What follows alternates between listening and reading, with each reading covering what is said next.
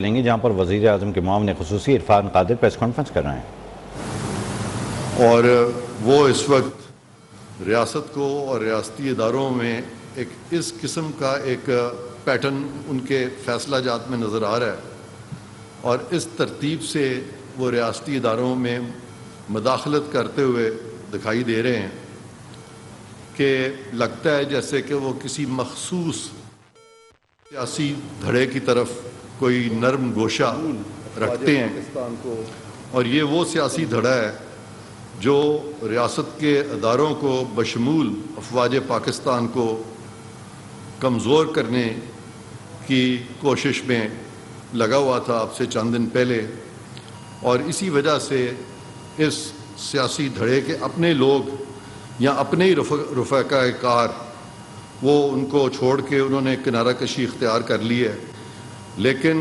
ابھی بھی یہ چند ہم خیال جج صاحبان جو ہیں دھڑے کی طرف ایک سماعت کے دوران یہ سوال اکثر کیا جاتا ہے کہ حکومت کیا کر رہی ہے، آگے یہ بھی سوال کیا جاتا ہے کہ حکومت کیا کر رہی ہے، آگے یہ بھی سوال کیا جاتا ہے کہ قانون سازی میں ہم سے پہلے مشاورت کیوں نہیں کر لی جاتی۔ تو شروع میں میں نے وضاحت کر دی تھی کہ ریاست کیا ہے، تو ریاست کا سب سے جو پہلا اہم جزو ہے وہ حکومت ہے، اور پوری ریاست کو وہ سمجھتے ہیں کہ وہ ان کے جواب دہ ہے، جبکہ آئین میں لکھا ہوا ہے کہ ان سب کی جو فورموسٹ لائلٹی ہے وہ ریاست کو ہے۔ تو اس کو میں ذرا کلیریفائی اس لیے کرنا چاہتا ہوں کہ اگر کوئی مقدمہ لگتا ہے اور اس میں کوئی ریاستی اہلکار جو ہے وہ فریق ہے یا اس کا کوئی کانڈکٹ سامنے آتا ہے جو کانڈکٹ قانون کے مطابق نہیں ہے، تو عدالت کو بالکل حق ہے کہ اس کے خلاف طریقہ کار ہے کہ حکومت کیا کر رہی ہے۔ تو آپ ایسے نہیں کہہ سکتے، یہ آئین کی جو شق ہے، آرٹیکل جو میں نے ابھی کوٹ کیا ہے آرٹیکل 7 کی خلاف ورزی ہے، اور بالکل اسی طرح سے پارلیمان یا حکومت یہ نہیں کہہ سکتے کہ سپریم کورٹ کیا کر رہا ہے۔ ہاں، اگر سپریم کورٹ میں چند مخصوص جج صاحبان نظر آئیں کہ وہ آئینی حدود یا قانونی حدود و قیود کو پامال کر رہے ہیں یا ان کی وائلیٹ کر رہے ہیں، اس کے اندر نہیں رہ رہے، تو بالکل ان کا بھی ذکر کیا جا سکتا ہے تاکہ ان کو بھی قانون کے دائرے میں لایا جائے۔ قانون سے تو کوئی بڑا نہیں ہے، یہ جو ایک آئین سے بھی کوئی بڑا نہیں ہے۔ اس طرح کا زوم ہونا، خیال ہونا کہ آئین ہمیں دستک دے رہا ہے اور ہم آئین سے بڑے ہیں، تو یہ سوچ جو ہے یہ غیر آئینی سوچ ہے، یہ آئین کے منافی سوچ ہے، اور کوئی بھی اگر اس طرح کی سوچ رکھے گا تو پاکستان کے ہر شہری کا، ہر سٹیزن کا فرض ہے کہ وہ یہ باور کرائے کہ یہ سوچ جو ہے وہ آئین کے مطابق نہیں ہے۔ ہم سب آئین کے تابع ہیں، آئین ہمارے تابع نہیں ہے کہ آئین ہمیں وہاں سے دستک دے گا اور پھر ہم شو کریں گے کہ ہم آئین سے بڑے ہیں۔ تو خدارہ ہم آئین سے بڑے نہیں ہیں۔ تو یہ جو دوسرا منطق جو دیا جا رہا ہے کہ ابھی ریسنٹلی 2 کیسز چل رہے ہیں، اس میں میں نے ابھی پیچھے فالو کیا کہ اٹارنی جنرل صاحب کو یہ کہا گیا کہ جی یہ جو قانون سازی ہوتی ہے ہم سے پہلے مشاورت کیوں نہیں کر لی جاتی۔ آپ سب جانتے ہیں کہ قانون سازی تو پارلیمان کا استحقاق ہے، قانون سازی کا عدلیہ سے تو کوئی تعلق نہیں ہے۔ عدلیہ سے جب قانون بن جاتا ہے تو عدلیہ کے پاس 2 رستے ہوتے ہیں، ایک یہ ہوتا ہے کہ وہ اس قانون کے آگے سر تسلیم خم ہو جائے، اور دوسرا یہ ہوتا ہے کہ اگر وہ قانون جو بن گیا اگر وہ کسی طرح سے بھی آئین کی کسی شق سے منافی ہے تو وہ پوائنٹ آؤٹ کریں کہ جی یہ شق جو ہے یہ آپ نے وائلیٹ کر دی ہے، اس قانون کو لہذا ہم سیٹ اسائیڈ کرتے ہیں۔ عدلیہ کے پاس اختیار ہے، وہ ہائی کورٹ کے پاس بھی ہے ریٹ آف سرشررائی میں، اور وہ سپریم کورٹ کے پاس بھی ہے، لیکن یہ اس طرح کے معاملے جو ہیں بجائے اس کے کہ یہ ہائی کورٹ میں جائیں، یہ سارے کے سارے اب سپریم کورٹ میں جا رہے ہیں۔ اور یہ جو 184(3) کی جورسڈکشن ہے، اس پہ بھی سپریم کورٹ کے اپنے ججز کے اندر سے آوازیں اٹھی ہیں کہ آپ اس کے کوئی پیرامیٹرز طے کریں، اس کا کوئی کرائٹیریا طے کریں کہ یہ جو سرشررائی کی ریٹ ہے وہ تو وہ شخص کر سکتا ہے جو ڈائریکٹلی اگریوڈ ہو. یہ ڈائریکٹلی 184(3) میں پورا لا چیلنج ہو گیا اور یہ دو جو نئے قوانین آئے ہیں ان کو اس طرح سے چیلنج کر دیا گیا. تو پھر یہ کہ ہم سے مشورہ پہلے کیا جائے, یعنی سپریم کورٹ سے مشورہ کیا جائے کہ پارلیمان نے قانون کیا بنانا ہے. میں آپ سب سے پوچھتا ہوں کہ کیا پارلیمان جو ہے وہ سپریم کورٹ کے چند ججز کے تابع ہے؟ یہ سپریم کورٹ کی بات نہیں, یہ چند ججز کی بات ہے, کیونکہ سپریم کورٹ کے اندر سے فیصلے ہوئے ہیں جو کہ انہوں نے تحفظات کا اظہار کیا ہے کہ جس طرح سے یہ بینچز بنے ہیں اور جس طرح سے پک اینڈ چوز ہوا ہے. تو لہٰذا یہ کہ ریاست جو ہے, یعنی پارلیمان جو ہے ہم سے پہلے مشورہ, پارلیمان ریاست ہے, عدالت کا ذکر کہیں نہیں ہے ریاست میں. پارلیمان ریاست ہے, حکومت ریاست ہے, عدالت کا ذکر ریاست کے اندر اس طرح سے نہیں ہے. تو عدالت تو تابع ہے, لیکن یہاں پہ عدالت میں کچھ لوگ جو ہیں ان کا مائنڈ سیٹ ایسے ہے, وہ سمجھتے ہیں کہ ہم ریاست سے بھی اوپر ہیں, ہم آئین سے بھی اوپر ہیں, ہم سب سے اوپر ہیں. انٹرسٹنگلی میں آپ کو بتاتا چلوں کہ آپ سے پوچھوں گا میں کہ ریاست اوپر ہے کہ آئین اوپر ہے؟ تو جی ریاست اوپر ہے. تو ریاست سب سے اوپر ہے اور پھر آئین ہے اور پھر یہ باقی تمام ادارے آتے ہیں. تو اب یہ چاہ رہے ہیں کہ ان سے پوچھا جائے کہ قانون سازی جو ہے وہ کیسے کی جانی چاہیے, اور قانون سازی میں ان سے, یعنی یہ ایک سپرا لیجسلیچر ہے کہ ان سے پہلے پوچھا جائے.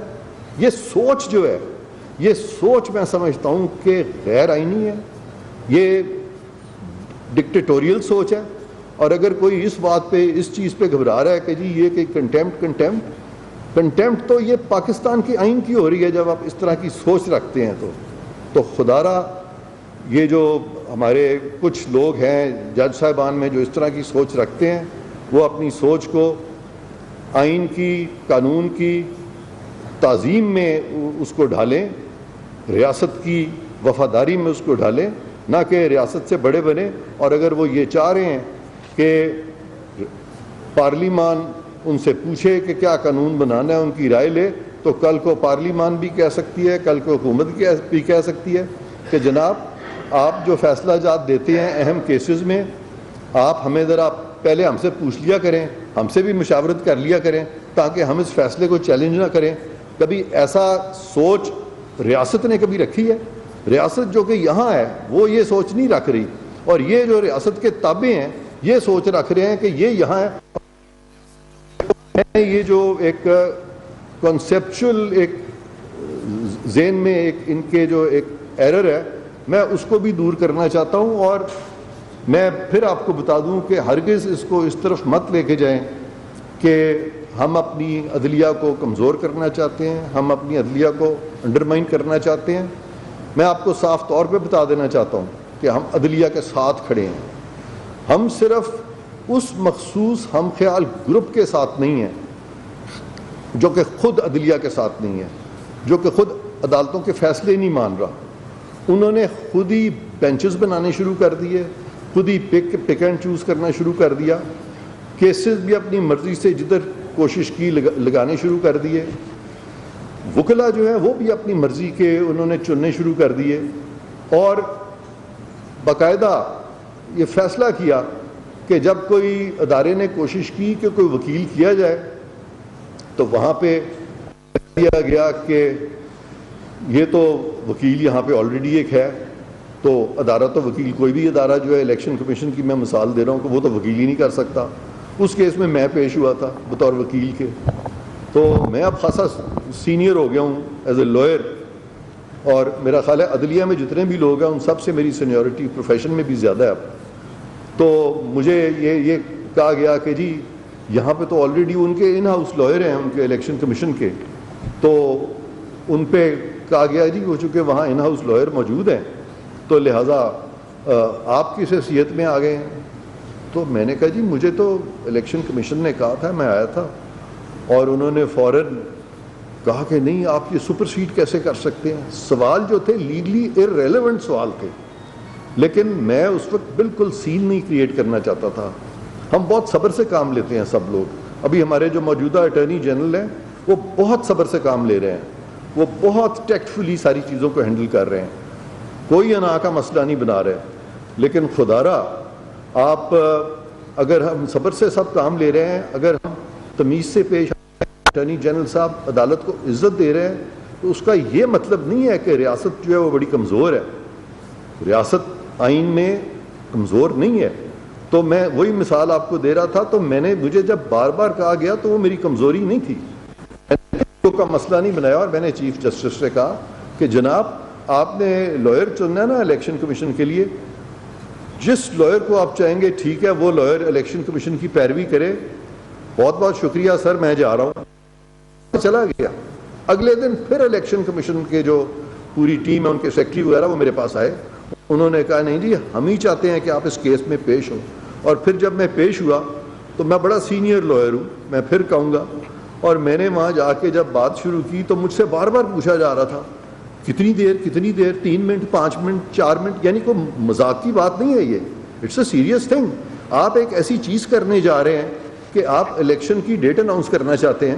آئین میں کہاں اختیار دیا ہوا آپ کو کہ آپ الیکشن کی ڈیٹ اناؤنس کریں, لیکن آپ اس طرف چل پڑے. اور مجھے بات کرنا بھی وہاں مشکل ہو گیا تھا, لیکن بہرکیف میں نے تقریباً 25-30 منٹ اپنی بات کی, 2 ٹوک بات کی, اور اس کے بعد انہوں نے ایک فیصلہ سنا دیا, الیکشن کی ڈیٹ دے دی. اب یہ بھی میں آپ سب کو کہوں گا کہ ساری کتابیں کھول لیں, آپ پاکستان کا آئین کھول لیں, پاکستان کا سارے جو قوانین ہیں اسٹیچوٹس کھول لیں, اور مجھے کھول کے آپ اتنے سارے بیٹھے ہیں, مجھے کوئی بتا دے کہ کہاں لکھا ہوا ہے کہ الیکشنز جب ہوں گے تو اس کی جو تاریخ ہے وہ صدر پاکستان, گورنرز اور سپریم کورٹ دے گا. انہوں نے فیصلے جو کیے وہ کیا, KPK کے بارے میں کہہ دیا کہ تاریخ جو ہے وہ گورنر صاحب دیں گے, اور اس کے بعد کہہ دیا کہ پنجاب میں تاریخ صدر پاکستان دیں گے. دونوں فیصلے غلط تھے, صریحاً غلط تھے, آئین کے مطابق نہیں تھے, کیونکہ گورنر KPK تو اس صورت میں تاریخ دیتے ہیں جہاں وہ اپنی سواد دید میں اسمبلی تحلیل کریں. سواب دید میں اسمبلی کب تحلیل ہوتی ہے؟ سواب دید میں تب تحلیل ہوتی ہے جب کسی وزیر اعلیٰ کے خلاف ووٹ آف نو کانفیڈنس ہو جائے اور اسمبلی میں کوئی بھی شخص جو ہے وہ میجورٹی نہ کمانڈ کر سکے ہاؤس کی, تو پھر گورنر صاحب جو ہیں وہ ریلیونٹ ہوتے ہیں اور وہ پھر وہاں پہ اپوائنٹ کرتے ہیں ڈیٹ. اسی طرح سے پنجاب میں جو اسمبلی تحلیل ہوئی وہ گورنر کی سواب دید میں نہیں تھی. صدر کا تو کوئی رول ہی نہیں ہے. صدر تو جب اپنی سواب دید میں قومی اسمبلی کو جب تحلیل کریں گے تو وہاں پہ صدر کا رول آئے گا. تو ایک غلط فیصلہ آ گیا, اس میں ایک ڈیٹ دے دی گئی. جب دیکھا کہ وہ تو پاسبل نہیں ہے تو پھر سپریم کورٹ نے خود فیصلہ کر دیا اور کہا جی 14 مئی کو الیکشن ہوں گے. اب میری چونکہ ساری زندگی اسی چیز میں گزری ہے تو میں نے وہ فیصلہ دیکھتے ہی کہہ دیا تھا کہ سوال ہی نہیں پیدا ہوتا کہ 14 مئی کو الیکشنز ہو. پھر ایک بڑا پرسیپشن بلڈ اپ کیا گیا کہ 90 دن میں اور 90 دن میں کون الیکشن کرائے گا؟ عدالت کرائے گی, سپریم کورٹ کرائے گی. الیکشن کمیشن تو اس چیز کے لیے بنی ہی نہیں ہوئی. تو وہ 90 دن کا جو پیریڈ تھا, ان اینی کیس ساری ڈیٹس جو دی گئیں, جو صدر کو کہا گیا ٹو اپوائنٹ اے ڈیٹ, انہوں نے جو ڈیٹ اپوائنٹ کی, یا جو گورنر پہ ڈالا گیا, یا پھر جو سپریم کورٹ نے ڈیٹ دی وہ تو خود بھی 90 دن میں نہیں تھی.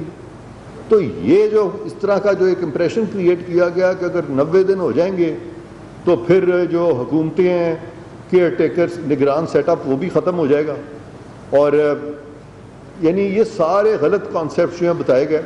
آپ مجھے بتائیں کہ اگر کسی وجہ سے الیکشن جو ہے وہ, ایک تو سیدھی سی بات ہے جس پہ کہ کسی کو سنا ہی نہیں گیا, کہ الیکشن پاکستان میں سارے کے سارے اکٹھے ہوں گے.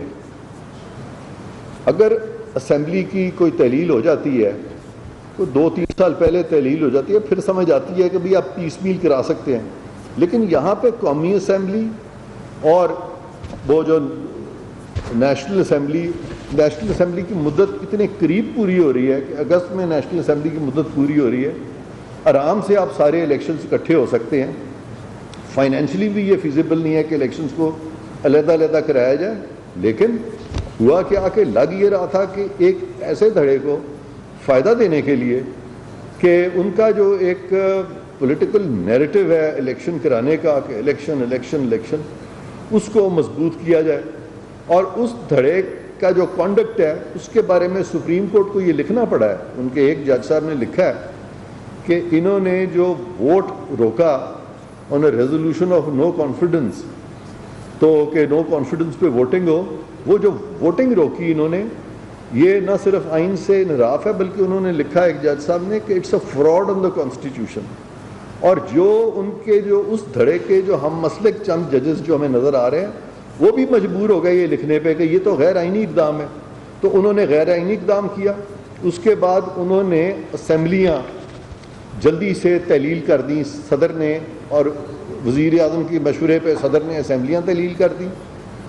اور اسمبلیاں تحلیل کرنے کے بعد جو بڑی ایک انٹرسٹنگ صورتحال پیدا ہوئی کہ سپریم کورٹ میں جب یہ معاملہ گیا تو سپریم کورٹ کے پاس کوئی رستہ نہیں تھا ماں سوائے اس کے کہ اس تحلیل اسمبلیوں کی کو بھی غیر قانونی قرار دے. تو جب تحلیل کر کے بھی کامیاب نہیں ہوئے تو پھر استعفے دے دیے. اور آج انٹرسٹنگلی لاہور ہائی کورٹ میں ایک جج صاحب نے یہ فیصلہ کر دیا ہے، اور وہ جج صاحب جو ہیں ان کے بارے میں بھی کچھ یہ جو آڈیو ٹیپس، یہ جو ویڈیو کچھ ذکر آیا کہ یہ بھی کچھ ان ججز میں سے ہیں. واللہ عالم یہ صحیح ہے کہ نہیں ہم نہیں جانتے، لیکن چونکہ ذکر آ گیا تھا ان کا انہی چیزوں کے بارے میں. دو ججز کا ذکر آیا تھا. ایک سپریم کورٹ کے وہ جو پرویز الہی صاحب کے سیکرٹری پکڑے گئے تھے، انہوں نے یہ ذکر کیا اور آپ سب نے سنا. دو ججز کا ذکر کیا تھا. ایک جج صاحب سپریم کورٹ میں ہیں اور دوسرے یہ جج صاحب ہائی کورٹ میں ہیں جنہوں نے یہ فیصلہ دے دیا. ان کو تو اس چیز کے بعد ویسے ہی اجتناب کرنا چاہیے تھا. اور ڈائریکشن کس کو ایشو کر دی؟ Speaker of the National Assembly کو. کیا speaker of the National Assembly جو ہے ہمارے آئین میں وہ تابع ہے ایک پروونشل ہائی کورٹ کے جج صاحب کے؟ ہرگز تابع نہیں ہے.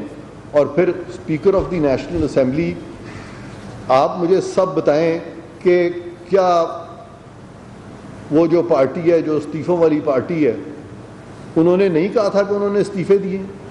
کیا ان کے جو اسپیکر تھے اسد عمر صاحب، کیا وہ ان کو نہیں ملے تھے speaker of the National Assembly کو؟ جب speaker of the National assembly نے کوشش کی چلیں ویریفائی کرتے ہیں، کیونکہ جب یہ نئے اسپیکر آئے راجہ پرویز اشرف صاحب، تو ان کو یہ بتایا گیا کہ جی کہیں زبردستی تو استعفے نہیں لے لیے. لہذا کچھ لوگ سامنے آئے اور انہوں نے جن سے زبردستی ہوئی تھی ان کی بات مان لی گئی. لیکن اس کے بعد جب ان کو دوبارہ بلایا گیا باقیوں کو کہ بھی آئیں آپ ہمیں آ کے وضاحت کریں، ہمیں بتائیں، تو اس پہ اسد عمر صاحب تشریف لائے، ان کو ملے اور کہنے لگے نہیں ہم سب کے استعفے منظور کریں، ہم سب کے استعفے منظور کریں. جب استعفے منظور ہو گئے تو ایک بھی کسی نے پریس میں یہ بات اس وقت کھل کے نہیں کی، یا اسپیکر صاحب کو بھی نہیں بتایا کہ ہم تو استعفے واپس لے رہے ہیں. اور آئین میں جب کوئی استعفے دیتا ہے آرٹیکل 64 میں، تو استعفے واپس کیسے ہو سکتے ہیں؟ تو یہ ساری چیزیں جو ہیں اس پہ ایک پیٹرن نظر آ رہا ہے. اور ضروری ہے کہ ہماری عدلیہ جو ہے نہ صرف کہ وہ آئین اور قانون کے مطابق نیوٹرل صحیح فیصلے کرے، بلکہ نظر بھی آئے کہ وہ امپارشل فیصلے کر رہی ہے. اب یہ ہو گیا. پھر آپ دیکھتے ہیں کہ یہ آڈیو لیکس آئیں. آڈیو لیک سے مزید تقویت اس بات کو ملی کہ کچھ لوگ جو ہیں وہ تو لگتا ہے کہ وہ جیسے سارے کے سارے نظام میں کوئی انڈو انفلوئنس جو ایکسرسائز کرنا چاہ رہے ہیں. عدلیہ کے جو فیصلے ہیں وہ سارے جو ہیں وہ خاص مخصوص ججز کو ملایا جا رہا ہے، سینئر ججز کو نظر انداز کیا جا رہا ہے. تو چنانچہ آوازیں جو ہیں اندر سے اٹھیں، عدلیہ کے اندر سے اٹھیں. یہ عرفان قادر نے یا یہ آپ نے، ہم لوگوں نے نہیں اٹھائی ہیں، اندر سے اٹھی کہ یہ تو ون مین شو ہے. پھر عدالتی فیصلے ہوئے کہ چیف جسٹس جب بینچ کانسٹیٹیوٹ کریں تو سب مل کے کریں، تاکہ اور ججز کو کس طرح سے شامل کرنا ہے، یہ سارے عدالتی فیصلے ہوئے. ان عدالتی فیصلوں کو بھی وائلیٹ کیا گیا. ان حالات میں دو بہت اہم قوانین آئے، بہت اہم پیش رفت ہوئی. پارلیمان نے یہ قوانین کا نفاذ کیا. پہلا قانون یہ تھا کہ جب پارلیمان نے دیکھا کہ سپریم کورٹ کے اندر سے آوازیں اٹھ رہی ہیں کہ چیف جسٹس صاحب اپنی مرضی کے بینچز بنا رہے ہیں، تو پارلیمان کی خواہش ہوئی اور بالکل صحیح انہوں نے سپریم کورٹ کا ساتھ دیا. وہ سپریم کورٹ کے ساتھ پارلیمان کھڑی ہو گئی. انہوں نے کہا کہ یہ جو پہلے 3 سینئر موسٹ ججز ہیں وہ مل کے فیصلہ کریں گے کہ ایک بینچز کیسے بنیں گے اور کیسز کس طرح سے یہ 184(3) کے جو ہیں ان کو ٹیک اپ کیا جائے گا یا کس طرح سے ان کو ایڈمٹ کیا جائے گا. یہ ساری باتیں اس قانون میں آ گئیں. اور ساتھ ہی انہوں نے کہا کہ 184(3) میں یہ جو اپیل پرووائڈڈ نہیں ہے وہاں پہ ایک اپیل پرووائڈ کر دی گئی کہ غالباً وہ 30 دن کے اندر انہوں نے کہا کہ آپ اپیل کر سکیں گے اور اپیل بھی سپریم کورٹ میں جائے گی, کسی اور کے پاس نہیں جائے گی. اچھا, یہ جو قانون ہے یہ ایک صفحے کا قانون ہے. اب آپ اس کی ذرا دیکھیں کہ کتنا سپریم کورٹ کے چند ججز اس کو وائلیٹ کرتے ہوئے نظر آ رہے ہیں کہ ایک صفحے کا یہ قانون ہے, اس کی 3 شقیں ہیں. ابھی قانون بنا بھی نہیں تھا تو اس کو سسپینڈ کر دیا گیا. یہ ایک انپریسیڈنٹڈ چیز ہے. کبھی اس طرح نہیں ہو سکتا کہ ابھی قانون بنے ہی نہ تو پہلے ہی کہہ دیا جائے کہ آپ قانون سازی سے روک دیا آپ کو پارلیمان کو. تو یہ تو پھر وہی بات ہے نا کہ سپرا پارلیمان ہو گیا سپریم کورٹ, جو کہ وہ نہیں ہے. وہ تو تب ہی ہے اس قانون کے جو پارلیمان بناتا ہے, نہ کہ اس کو پہلے سے یہ روک دے. بہرکیف انہوں نے روک دیا اور اس پہ پارلیمان نے بڑا دل دکھایا اور اس پہ ان ججز جو دوسری سائڈ کے تھے وہ بھی خاموش رہے. حالانکہ اس پہ جتنے بھی بینچز بعد میں بننے چاہیے تھے اور یہ جتنے بھی کیسز